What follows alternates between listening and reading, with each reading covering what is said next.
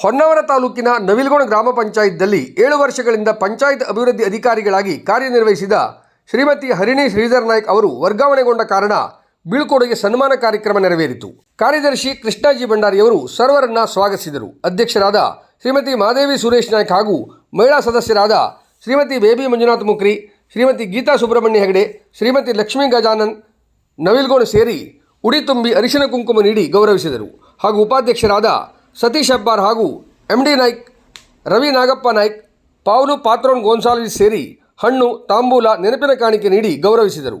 ಹಾಗೂ ಗ್ರಾಮ ಪಂಚಾಯತ್ ಸಿಬ್ಬಂದಿ ವರ್ಗದವರು ನೆನಪಿನ ಕಾಣಿಕೆ ನೀಡಿ ಗೌರವಿಸಿದರು. ಸನ್ಮಾನ ಬೀಳ್ಕೊಡುಗೆ ಸ್ವೀಕರಿಸಿದ ಶ್ರೀಮತಿ ಹರಿಣಿ ಶ್ರೀಧರ್ ನಾಯ್ಕ್ ಅವರು ಪಂಚಾಯತ್ ಅಭಿವೃದ್ಧಿ ಅಧಿಕಾರಿಗಳಾಗಿ ಸೇವಾ ಅವಧಿಯಲ್ಲಿ ಆದಂಥ ಅನುಭವ, ಆಡಳಿತ ಮಂಡಳಿ ಸಹಕಾರ, ಸಾರ್ವಜನಿಕರ ಸಹಕಾರ ಸ್ಮರಿಸಿ ಮಾತನಾಡಿದರು. ಈ ಸಂದರ್ಭದಲ್ಲಿ ಗೌರವ ನೀಡಿ ಸನ್ಮಾನಿಸಿದ ಅಧ್ಯಕ್ಷರಾದ ಮಾದೇವಿ ಸುರೇಶ್ ನಾಯ್ಕ್ ಅವರು ಬೀಳ್ಕೊಡುಗೆ ಕುರಿತು ಭಾವಪೂರ್ಣವಾಗಿ ಮಾತನಾಡಿದರು.